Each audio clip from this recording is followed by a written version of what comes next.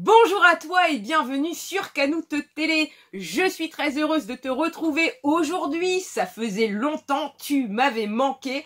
Disons que aujourd'hui le chapitre sort très tôt, donc suivant mon planning, j'ai la possibilité de faire cette vidéo aujourd'hui. Pendant mon absence, Oda nous offre le flashback de Kuma, ce triste destin, et vraiment hâte de lire le chapitre de cette semaine avec toi. Si tu aimes One Piece et les mangas, n'hésite pas à t'abonner.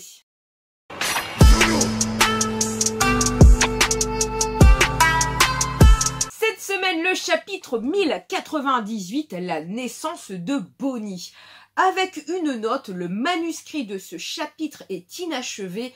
Désolé Oda. Alors écoute, en 25 ans, c'est bien la première fois que Oda s'excuse de ne pas avoir pu finir le chapitre. N'oublions pas que Oda en plus a très peu d'assistants et j'espère qu'il arrivera à déléguer un petit peu son travail ou alors à prendre une pause nécessaire justement pour finir One Piece dans les bonnes conditions.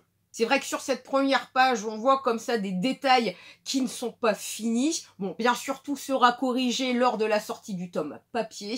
En tout cas, ça va pas du tout nous empêcher de découvrir encore, je vois, la suite du flashback de Kuma. On arrive au quartier général de l'armée révolutionnaire Baltigo. C'est vrai qu'à la fin du chapitre précédent, on avait appris que Ginny avait été capturé et il est confirmé que depuis ce jour, Kuma agit de façon imprudente. En page suivante, 2 ans se sont écoulés depuis que la commandante de l'armée révolutionnaire a été enlevée pour être mariée à un dragon céleste. Tout à coup, il y a un appel comme ça inespéré de Ginny. « Kumashi, j'ai enfin réussi à m'en sortir. Il ne voulait plus de moi après que je sois tombée malade. On m'a jetée. Je voulais voir tout le monde une dernière fois, mais cet appel sera notre adieu. » Qu'est-ce que tu racontes? Où es-tu? Je peux être là en un instant. J'avais peur de ne plus jamais te revoir, dit Kuma. La page suivante, j'imagine que Ginny comme ça est en train de tousser.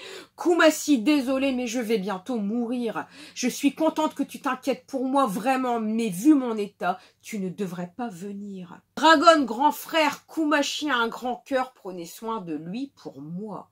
D'un coup, Kuma réalise la situation.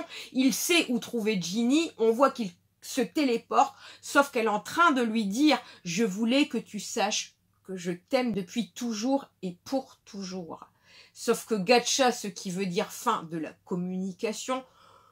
Kuma, tu es revenu. Où est Ginny? Elle est ici, pas vrai?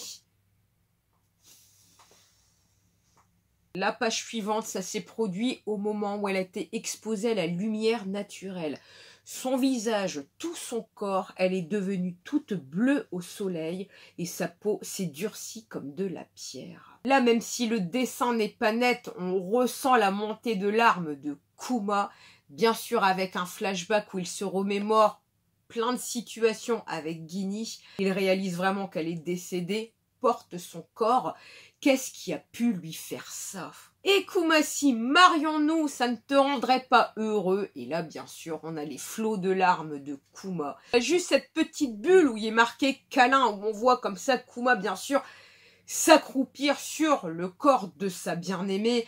Elle a brûlé le temps qui lui restait à vivre, s'exposant au soleil pour pouvoir traverser l'océan et rentrer chez nous, parce qu'elle voulait assurer la sécurité de son bébé. Jusqu'au bout, on va comme ça sentir donc le destin dramatique de Kuma. En plus, en page suivante, tu peux te reposer maintenant, Ginny. Je jure que je l'élèverai bien. À l'image de la tombe, et on voit que tout de suite que Kuma, il limite reprend ses esprits afin de faire tout ce qu'il peut pour bien élever Bonnie. La page suivante, encore forte en émotion, car on voit Kuma donc donnant le biberon à Bonnie. Je suis sûre que tu seras aussi gloutonne que Ginny. Bien sûr, se remémore donc des souvenirs, pleure avec le sourire. Quel destin! La première fois que Bonnie lui dit « Papa », bien sûr, ils font en larmes. Bonnie continue de grandir et fait la joie donc des villageois. Et dans la page suivante, on ressent vraiment le rythme de vie de Kuma. Je m'occupe de Bonnie, je vais bien sûr à la guerre avec les révolutionnaires, je prends un peu de force, j'entraîne Sabo. Et là, qu'est-ce qu'il y a? Qu'est-ce que tu fais? T'as barricadé toutes les fenêtres de l'église, ferme la porte. Regardez-la sous son œil, c'est une pierre bleue. Non, donc en fait, Bonnie aura hérité, je pense, de la maladie donc de sa maman. J'appelle un docteur. Kuma appelle plein de docteurs, mais c'est un peu comme la maladie de l'eau. Personne ne sait réellement diagnostiquer la maladie de Bonnie.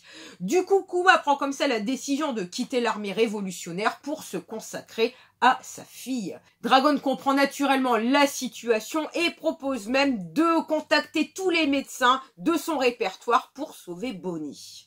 La page suivante, il y a 7 ans, quand Bonnie avait 5 ans. Juste avant de continuer la lecture, 5 et 7, ça fait 12 ans.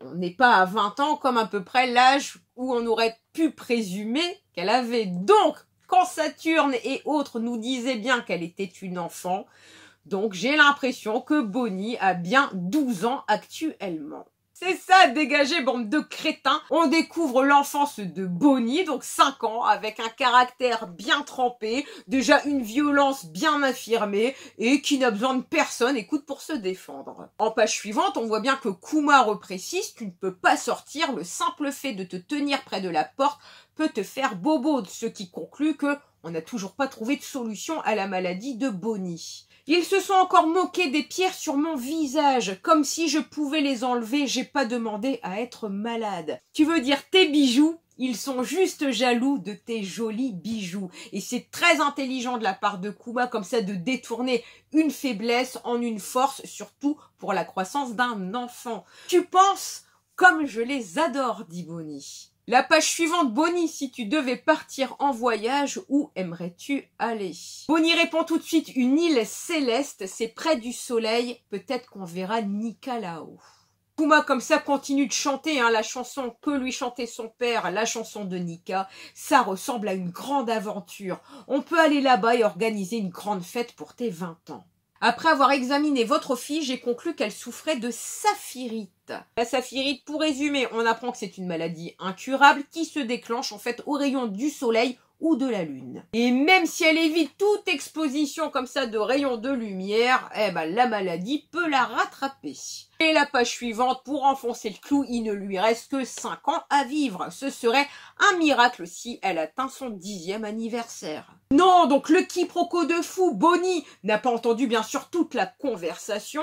J'ai entendu, tu as dit que ce serait fini quand j'aurai 10 ans, pas vrai? Donc elle, en fait, elle croit qu'elle va être guérie pour ses 10 ans. Or, la réalité, normalement, elle devrait mourir pour ses 10 ans. Ça veut dire que j'irai mieux quand j'ai 10 ans, c'est ça? Alors on pourra partir en voyage, pas vrai, papa? Bien sûr, quand tu auras 10 ans, tu seras guéri. Youpi. On a après une trame du narrateur. Un cauchemar familier va bientôt frapper le royaume de Sorbet, tout juste 1 an plus tard. Tu dois nous sauver, Kuma. Le roi Bekori est de retour et il est toujours aussi cruel. C'est comme il y a 16 ans. Il veut toujours se débarrasser des poids morts du pays. Il va brûler les gens dans leur maison. La tragédie sans fin se poursuit et pose la semaine prochaine.